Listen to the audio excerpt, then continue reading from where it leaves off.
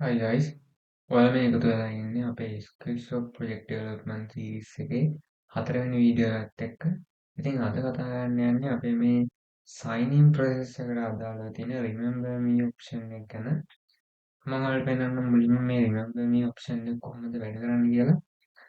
මම මෙතන දැනට තියෙන මේ page එකට අදාළ cookies clear කරගන්නවා මෙතනින්. clear කරගෙන මම මේ page එක reload කරනවා. රිලෝඩ් කරාට පස්සේ මම දැනට රෙජිස්ටර් කරලා තියෙන account එකකින් remember me option එකට ටික් එක දාන්න නැතුව මම මෙතන sign in වෙලා පෙන්නන්න. එතන email එක enter කරනවා. password enter කරනවා. comment කරනවා කියලා. හරි ඉතින් මේකෙන් sign in වෙනවා මේ බටන් එක ක්ලික් කරලා. හරි අපේ sign in process එක වැඩ කරනවා. මේ page එකෙන් අපි back වෙලා බලමු. back වුණාම මෙතන ඔයාලා මෙතන remember me option එකේ මොකක්වත් වෙනසක් පේන්නේ නැතුව ඇති. හරි අපි දැන් බලමු මේ remember me option එක ටික එක දාලා මොකද වෙන්නේ කියලා. මම මේක ආයෙත් refresh කරගන්නම්. email එක දෙනවා. password එක දෙනවා. හරි දැන් මෙතන remember me කියන එකට ටික එක දානවා මම. දාලා sign in වෙනවා. හරි sign in වුණාම මෙතන home.php කියන page එක redirect වුණා. අපි දැන් back කරලා බලමු මොකක්ද වෙලා තියෙන්නේ කියලා. මම මේක ආයෙත් refresh කරගන්නවා. රිෆ්‍රෙෂ් කරගත්තට පස්සේ ඔයාලට පේනවා ඇති මෙතන ඔටෝම ඊමේල් ඇඩ්‍රස් එක සහ රිමෙම්බර් මේ කියන එකට ටික් එක වැටුණා. ඉතින් එහෙම වෙන මේකට කුකීස් යූස් කරලා තියෙන හින්දා මම මෙතන ඔයාලට කුකී එඩිටර් එකකින් ගිහලා පෙන්නන්නම් මොනවද සේව් වෙලා තියෙන්නේ කියලා. මෙතන ස්ක්‍රීන්ෂොට් රිමෙම්බර් කියලා ID එකක් වැලියු එකක් සේව් වෙලා තියෙනවා.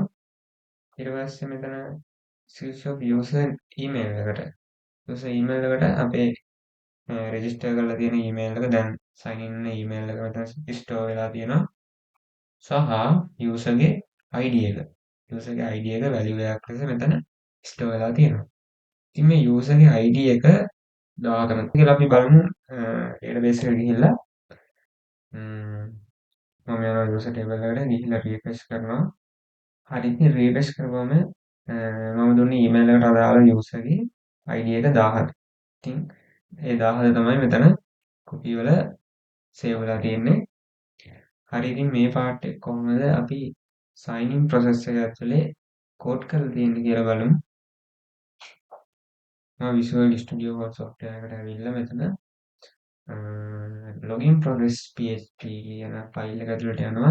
ඉතින් සුපුරුදු පරිදි මම කලින් වීඩියෝ එකේ කතා කරපු process එක අතරේ තමයි මේ පාර්ට් එක සිද්ධ වෙන්නේ. ඉතින් මෙතන తాවකාලිකව session හැදුනහම ඊට පස්සේ මෙතන remember me එක true නම් ඒ කියන්නේ අපි remember me කියන එකට ටික් එක දැම්මොත් remember token කියලා variable එකක් හදාගෙන මෙතන unique ID එකක් generate කරගෙන තියෙනවා.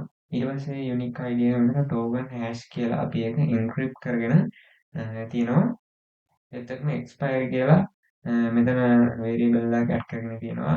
expire date එකක් දාලා දවස් 30ක ඉතින් සේව් කරගත්ත variable ටික අපි මෙතන database එකට insert කරනවා. insert කරගත්තට පස්සේ අපි මෙතන ආරක්ෂිත ලෙස cookie ටිකක් හදා ගන්නවා. screenshot remember කියලා remember token එක දාගෙන ඒක expire time එකක් දීලා තියෙනවා දවස් 30ක. ඊට පස්සේ screenshot user ID කියලා හදාගෙන user ID එකට දීලා තියෙනවා දවස් 30ක් expire time එක සහ screenshot user email එකට user email එක ස්ටෝර් කරලා තියෙනවා දවස් 30ක්.